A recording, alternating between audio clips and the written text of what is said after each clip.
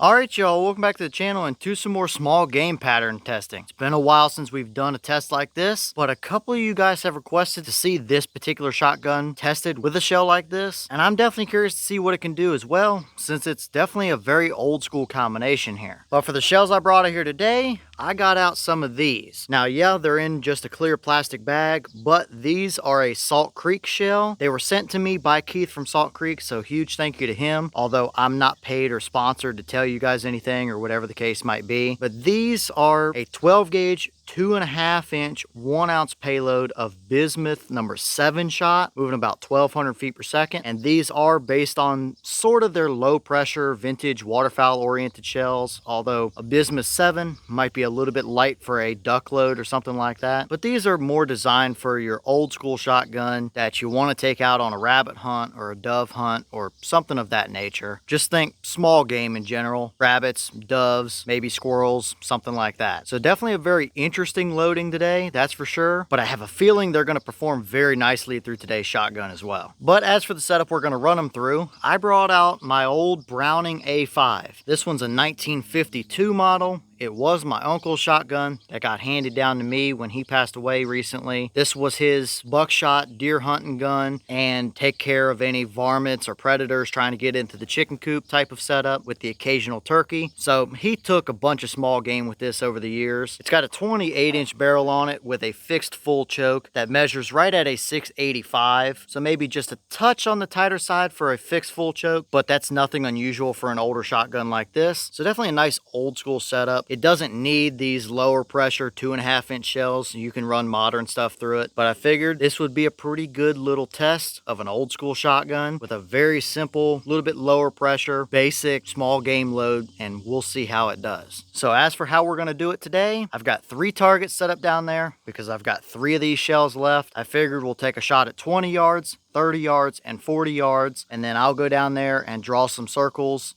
and mark everything out. That way we can see our pattern as a whole and how it actually performed. And of course, all 3 shots will be through the chronograph as well. This definitely isn't some kind of big scientific test or anything like that. I'm just curious to see what an old shotgun will do with a little bit lower pressure, small bismuth pellet like that. And surprisingly enough, that shotgun did very nicely with some Salt Creek vintage waterfowl shells here recently as well that are based on that same platform. So I've got some high hopes for today's patterns, but let's get you guys a view of those targets and see how it actually performs.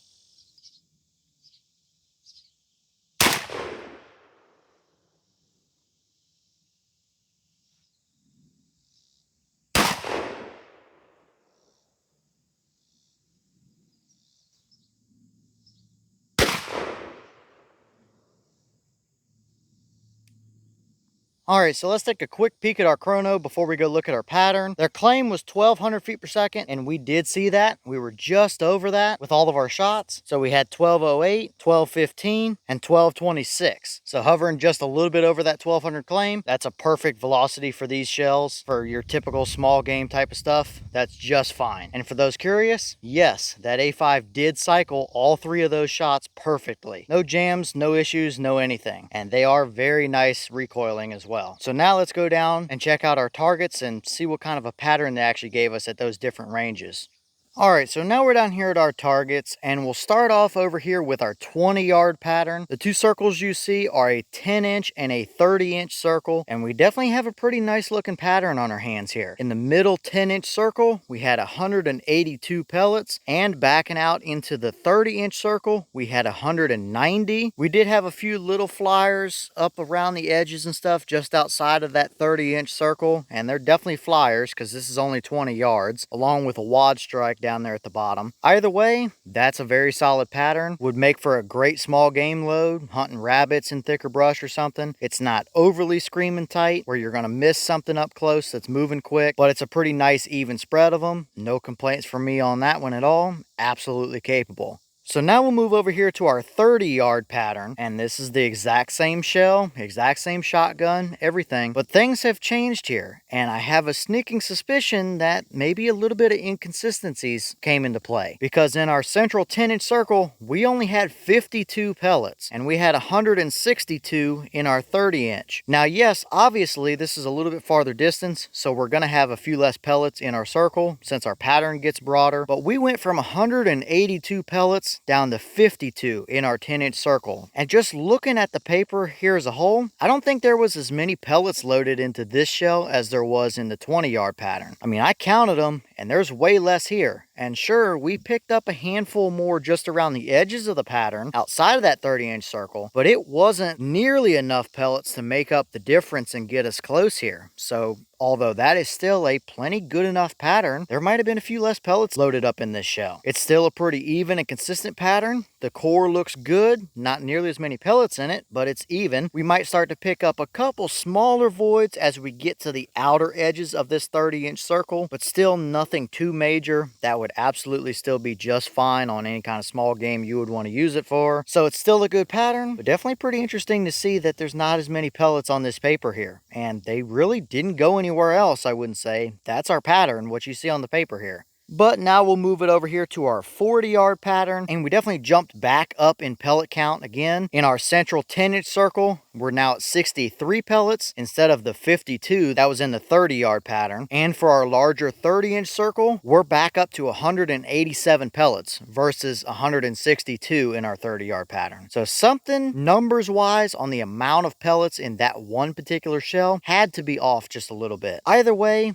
our 40-yard pattern is still a very nice performer. You've got a ton of coverage right through your middle 10 inches there. No big voids or anything. The outer 30-inch circle looks perfectly fine all the way around, with maybe one little void kind of up here in the top right corner of that 30-inch circle, but still nothing major. That would absolutely hammer any kind of dove or rabbit or anything like that. They're not making it through that kind of a pattern. And around the edges, we do still obviously have a few little stragglers and stuff outside that 30-inch circle, but it's still nothing major or nothing unexpected. Overall, that's a very nice 40-yard pattern. For a lower pressure Bismuth 7 in a 2.5-inch shell out of a 70-year-old shotgun, I'll take that all day long. So now I'll pop up 3 side-by-side pictures of these patterns so you guys can see them all side by side. And clearly something with that middle 30-yard pattern there is a little bit different. There's definitely less pellets in there. I can't be crazy, and I mean, I counted those pellets as I circled them, and the numbers are less too. It's still a pretty solid pattern, and I don't think you would have been able to tell the difference if you would have taken a shot at a rabbit or something. You still would have covered him in pellets, but that is something to take note of anyway. Either way, 20 to 40 yards with these shells, absolutely fine. I wouldn't hesitate to take them out on a rabbit hunt or a dove hunt or something all day long.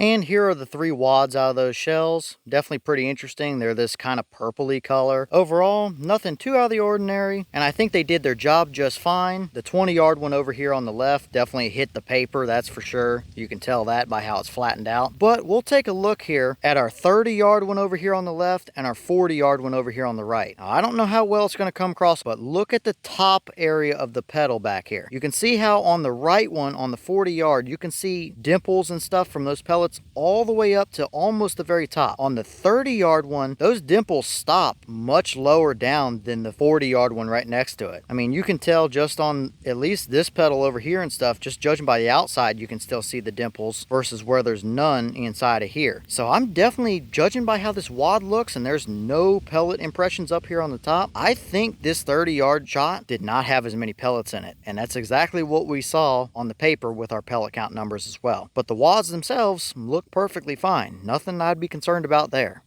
Alright y'all, well, what did you think about this performance here? For just your basic 2.5-inch lower pressure Bismuth number 7 shell, that's a good patterning option right there. I expected to see some pretty decent patterns from this combo, and that just confirmed what I thought we were going to see. That would be a very effective small game option, that's for sure. I don't need to run low pressure stuff through it, but if I wanted to be gentle on it, I wouldn't hesitate to use these shells for rabbits or even some doves or something like that. They're not making it through those type of patterns. So overall, besides the maybe a little bit of an oddity here at 30 yards, that's a very solid performing combination. And I definitely like how those shells look as far as patterns go, that's for sure. But leave all your thoughts down below. Is that about what you expected to see? Were you a little surprised one way or the other? Have you tested any of Salt Creek's lower pressure or vintage oriented shells? And if so, what kind of results have you seen from them? Is this a shell or a pattern or a shotgun combo that you would hunt with? And if so, what kind of stuff would you take it out after? And maybe what other shells do you want to see us run through that old A-5? That's not going to turn into a test mule for us on the channel, running big, modern, heavy stuff through it constantly. But if there's something specific you guys want to see, then I'll see about bringing it out here and trying it back for y'all. So let me know all your thoughts down below. But with that being said, I've got some more testing to get done for you guys, so I'm going to get back to it. As always, you have the channel Instagram as well as the mailbox where you can send stuff if you'd like. All the information will be in the description if you're interested in it. But I'm going to get back to it, so I'll see y'all in the next one.